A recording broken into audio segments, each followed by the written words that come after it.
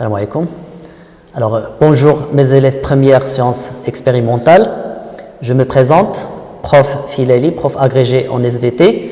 Donc, je vais vous donner un cours sur les échanges gazeux chlorophylliens et la photosynthèse, mais on va le découper en deux parties.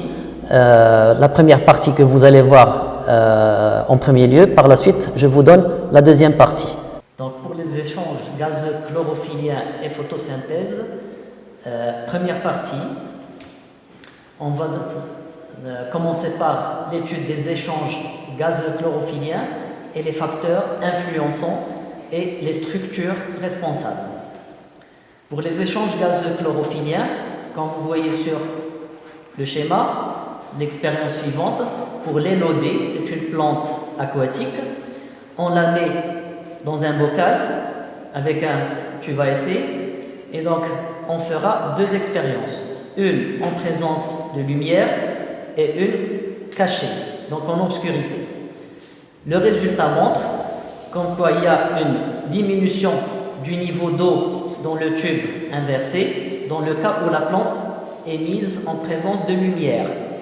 En plus, le gaz va réallumer l'allumette. Par opposition, pour la plante cachée en obscurité, il n'y a pas de variation du volume d'eau et également, bien sûr, on n'aura pas de gaz pour tester notre allumette. Pour être plus précis, on peut utiliser des réactifs chimiques qui ont la faculté de changer leur coloration en présence ou en absence d'un composé donné. Par exemple, ici, on va utiliser le rouge de Cresol, qui est un composé chimique qui, dont la couleur varie en fonction de la teneur en CO2. Donc, comme vous voyez à l'air ambiant, il est rouge, il est mauve en milieu pauvre en CO2 et il devient jaune lorsque le milieu est riche en CO2. Alors, on va faire l'expérience sur deux fragments végétaux, une feuille verte, donc chlorophyllienne, et une tranche de carotte qui ne présente pas de chlorophylle. Alors, pour le début de l'expérience, tous les tubes à essai étaient rouges parce que c'était à l'air ambiant. Alors, si je prends en obscurité, aussi bien pour les feuilles vertes que pour les tranches de carotte, la couleur est jaune, ce qui explique que le milieu est riche en CO2. Ça veut dire que la plante respire et dégage le CO2. Par contre, l'expérience qui nous importe le plus, lorsque la feuille verte est mise en lumière, on remarque que le rouge de Cresol devient mauve, ce qui veut dire que le milieu est devenu pauvre en CO2, c'est-à-dire que la plante a pris le CO2, elle a absorbé le CO2. Et donc, c'est un échange gazeux. En même temps, elle va libérer l'oxygène, comme on l'a vu pour l'expérience précédente. Donc, on résume les échanges gazeux chlorophylliens par l'absorption du CO2 et la libération de l'oxygène. Alors, pour les facteurs influençant les échanges gazeux chlorophylliens, donc on va les étudier selon les courbes suivantes. Alors, la courbe montre la variation du volume d'oxygène dégagé en fonction de la température. Alors, quand vous voyez de A à B, on a une augmentation du volume d'oxygène dégagé, ce qui veut dire que la plante effectue la photosynthèse, donc les échanges gazeux chlorophylliens. Par la suite, lorsqu'on dépasse les 37 degrés, la température optimale, le volume d'oxygène dégagé commence à diminuer jusqu'à s'annuler vers à peu près 54 degrés Celsius. Alors, au point D, on peut quand même avoir un retour à l'état initial. Mais si on dépasse, la plante ne peut plus redémarrer. Alors, deuxième facteur influençant, c'est l'éclairement, l'éclairage. Donc, comme vous voyez, toujours on a une courbe qui représente la variation du volume d'oxygène dégagé en fonction de l'éclairement. Alors, un éclairement zéro, on a, ou avant cet éclairement zéro, on a une absorption d'oxygène due à la respiration cellulaire. Normalement, c'est ce qui se passe la nuit.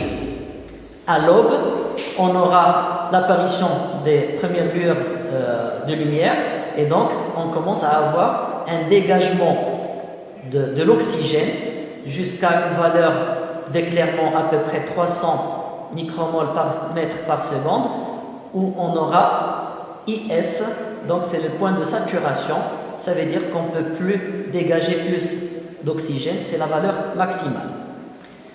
Alors, pour la figure C, c'est l'influence de la concentration du CO2.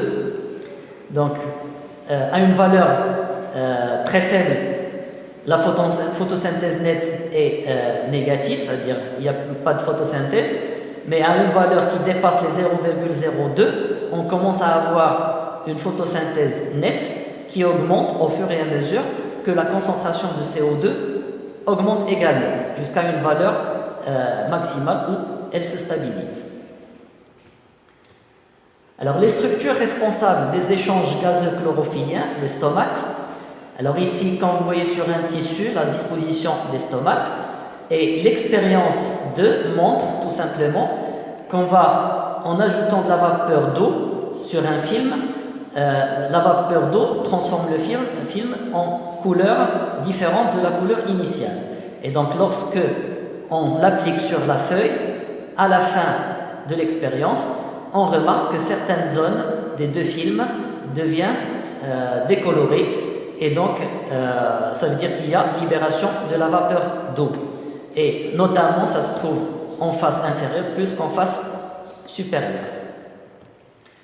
Alors, pour les stomates, donc, si on prend une feuille, on la découpe comme schéma. Vous allez voir ici la cuticule, l'épiderme supérieur, le parenchyme palisadique, le parenchyme lacuneux, l'épiderme inférieur et la cuticule, avec des vaisseaux conducteurs, le xylème et le phloème.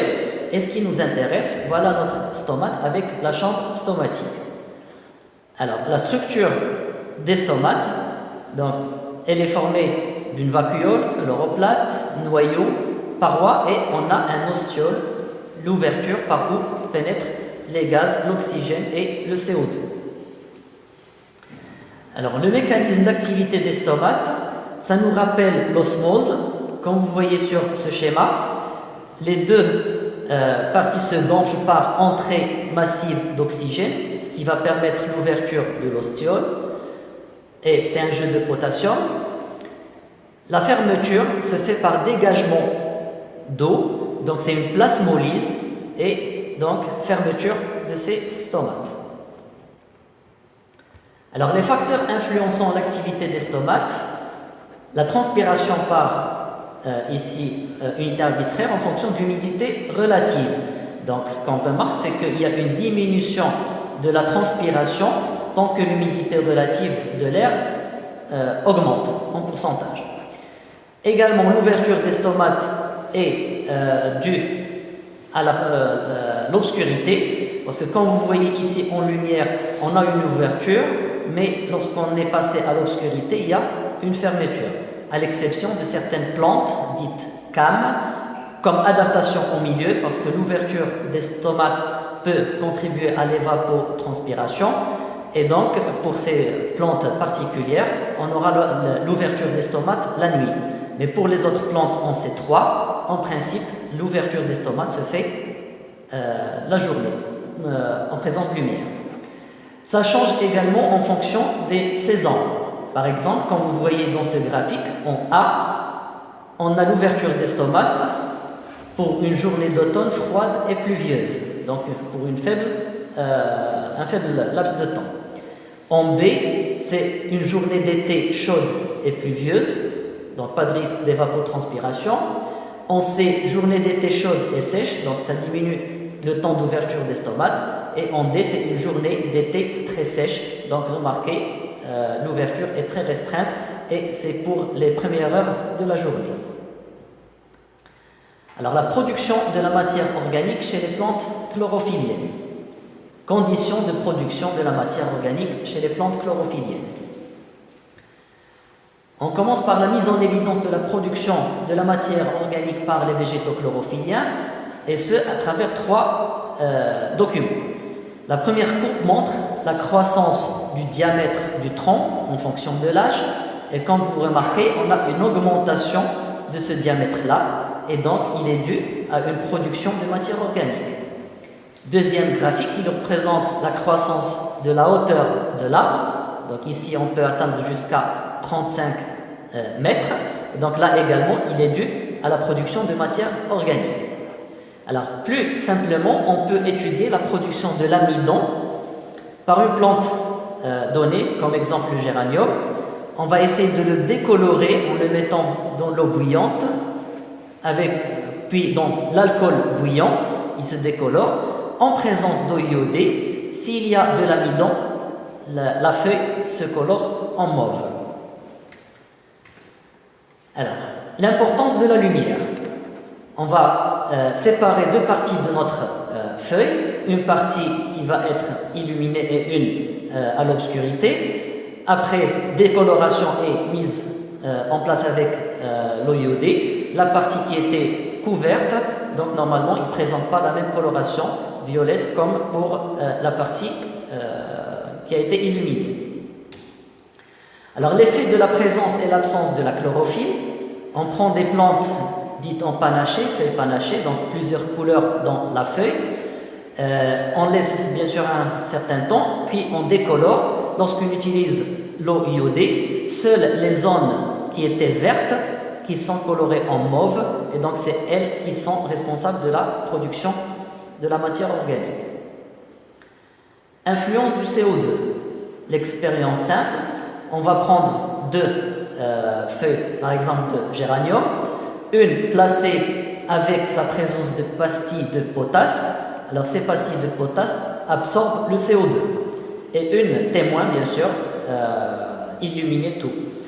Alors à la fin de l'expérience, pour la feuille qui a été posée en présence des feuilles de pastilles, il n'y a pas de coloration violette en présence d'eau iodée, c'est-à-dire qu'il n'y a pas de production d'amidon, mais pour la feuille qui a été mise en présence de CO2 lumineux, donc on a eu une coloration violette, donc production d'amidon. Alors la nature chimique de la matière organique produite, bien sûr, elle diffère d'une plante à une autre. Alors on va commencer par les glucides. Et les glucides également sont subdivisés en trois. On a les sucres simples, alors c'est également des oses simples. Le nombre de carbone varie de 3 à 6. On a ici trois exemples. On a le glucose, C6H12O6.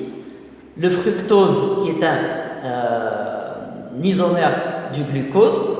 Et on a le ribose, c'est un composé à 5 carbones, c'est un sucre à 5 carbones. Donc ce sont des sucres simples.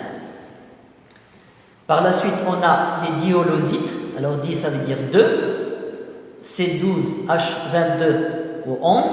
L'exemple, c'est le saccharose, formé par l'assemblage glucose-fructose, et le maltose, qui est formé par deux molécules de glucose, comme ici par exemple pour la betterave sucrière. Les polyosites, ils ont un poids moléculaire très élevé, ils sont complexes pour leur composition.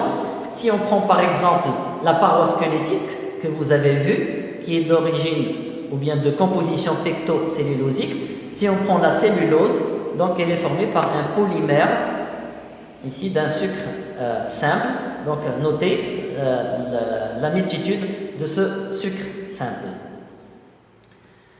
Alors d'autres plantes emmagasinent des lipides, comme vous voyez ici les cacahuètes, les noix, etc., les amandes, l'avocat, l'argan, l'arganier. Alors les lipides simples, les lipides sont formés ici par hydrolyse par un alcool, c'est un glycérol, et par des acides gras. Et les acides gras, voilà leur formule générale. On note par exemple l'acide palmitique, l'acide stéarique, l'acide oléique, linoléique, etc. Les protides ou les protéines. Alors certaines plantes comme les légumineuses, les pois chiches, les pois, les fèves, l'haricot, etc., ils emmagasinent les protéines. Et les protéines, c'est un polymère d'acide aminé. Alors notez ici la formule d'un acide aminé. On a 20 acides aminés naturels qui changent par le radical R. donc la glycine, l'alanine, la lysine, etc. Et les acides aminés sont réunis en éliminant une molécule d'eau, réunis par ce qu'on appelle la liaison peptidique.